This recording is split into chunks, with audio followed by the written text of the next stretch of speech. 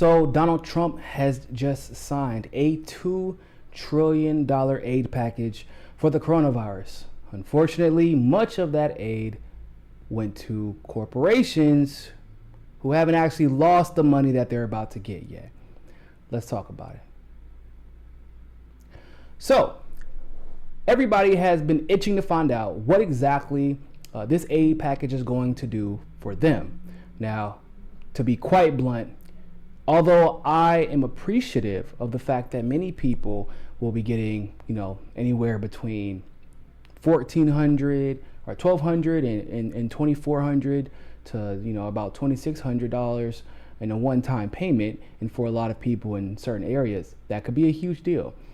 Make no mistake about it, ladies and gentlemen, this aid package was really only put together to placate us while simultaneously giving corporations exactly what they want as usual. Now, outlined in this aid package is $500 billion to corporations. Now, I know some people may be thinking, corporations are important. They hire people, they keep people employed, all the nonsense, the same nonsense that we were told when Obama bailed out corporations, right? It'll save the economy, et cetera, et cetera, et cetera. Yeah. And maybe I wouldn't have such a problem with major corporations being bailed out again if it wasn't for what happens to small businesses. See, I don't know if you all read this particular part of the legislation, but about 300,000 will go to small businesses. Sounds fair, right? Except for you got to read the fine print. For small businesses, they're only offering 300,000 roughly in loans. That's right. For corporations, here's some free money for businesses, for small businesses. They're only giving out loans. Now, if you ask me, that's utterly disgusting. It's unacceptable. Here's why. Small businesses are the backbone of our society, people. Small businesses, much like many people who have W-2s, right? You got a 9-to-5. Most small businesses are living month to month, paycheck to paycheck, and are already in debt from a loan they had to take to start a small business, especially if you're within your first couple of years of business. They already have loans that they have to pay for. These small businesses are the ones who employ the people who live in your neighborhood. The small businesses that are in large part remaining open, but to be honest with you, they're remaining open to their detriment because they have to still keep people hired just to kind of stay afloat, but they're not getting the normal traffic, the normal foot traffic that they had been accustomed to getting before the coronavirus outbreak started. When you look at small businesses, they're being put in a position and almost set up for failure by no fault of their own. We've been calling for Medicare for all, for single payer health care for how long? The system that has been put in place was insufficient. It didn't just have holes, it had a black hole. In other words, it took one domino to fall, and then the entire system damn near came crashing down around it. What do I mean by that? Well, just think about it like this.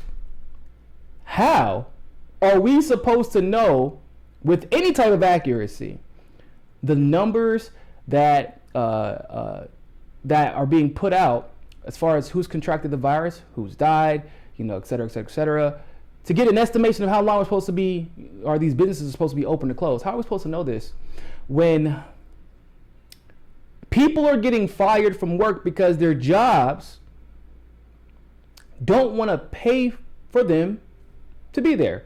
I know a lot of people are going, they don't want to pay for the sick leave. No. Ladies and gentlemen, that's not what it is. It's about insurance. You forgot. Due to Obamacare, which obviously is not Medicare for all, these businesses, small businesses and corporations, have to pay money out of their payroll, no matter what, based off of how many employees they have hired to keep their insurance on employees. So effectively, What many of these state governments were forced to do due to the failures of the federal government, they were forced to tell these businesses that are non-essential, you gotta close down. Now, what does that do to the small businesses? Well, that doesn't exempt you from paying your payroll taxes.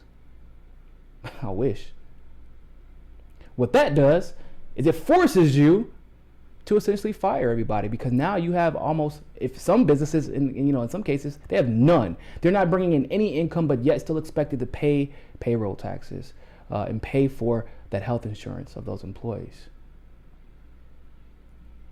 It was a study that was done that said 50% of small businesses will not last the next 3 months, even if they're open temporarily or partially, for to-go orders and things like that. Most of these small businesses will not last 3 months in our current conditions.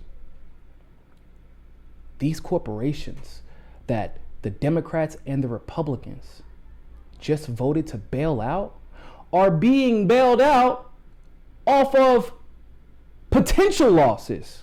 We're getting $500 billion based off of what a corporation might lose. But I guarantee you this, we don't know if they are going to lose that much or not, but what I can guarantee you, they would survive the next 3 months without that bailout.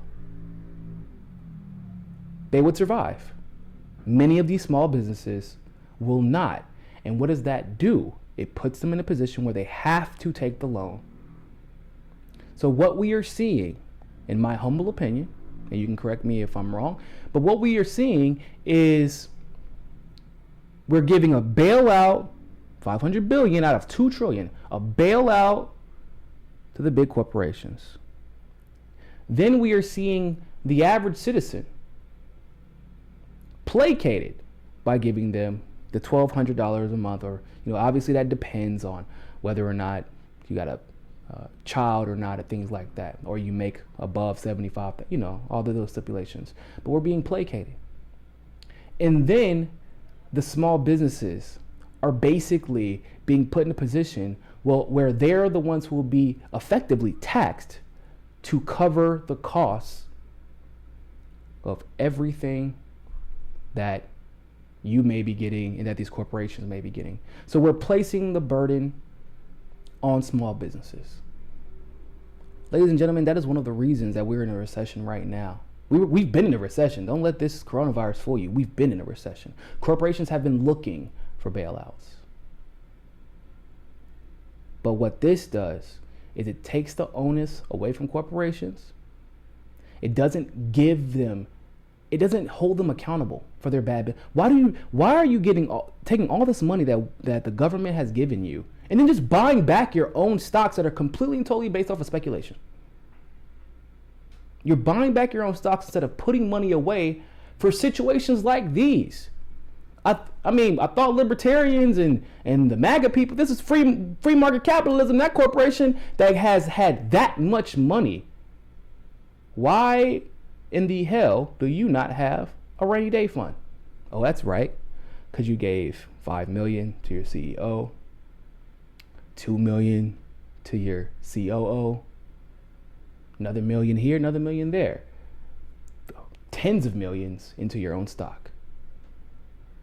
But for individuals like you or I, we're supposed to keep our own savings account. And if our savings account accounts get drained, which, by the way, we're in a similar situation as the small businesses, right? Federal government did not handle their business. So the state governments are forced to take action, which ultimately affect us, that we have to pay for. We are having to dip into our savings accounts. Corporations have to have a savings account? No. But for some reason, they keep getting every single incentive that the average person and these average small businesses are begging for. And once again, they get the shaft. This legislation does some very few good things for everybody. Just very few.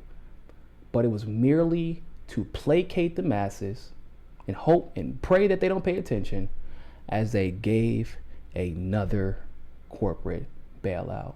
And this time, it was the largest in history based off of profits that haven't even been lost yet. But they couldn't give us 2 more months of guaranteed pay because, we don't know if we're going to be out that long. if they're going to be out that long. We don't know. But you don't know if the corporations are going to lose 3-4 months worth of profit. So what?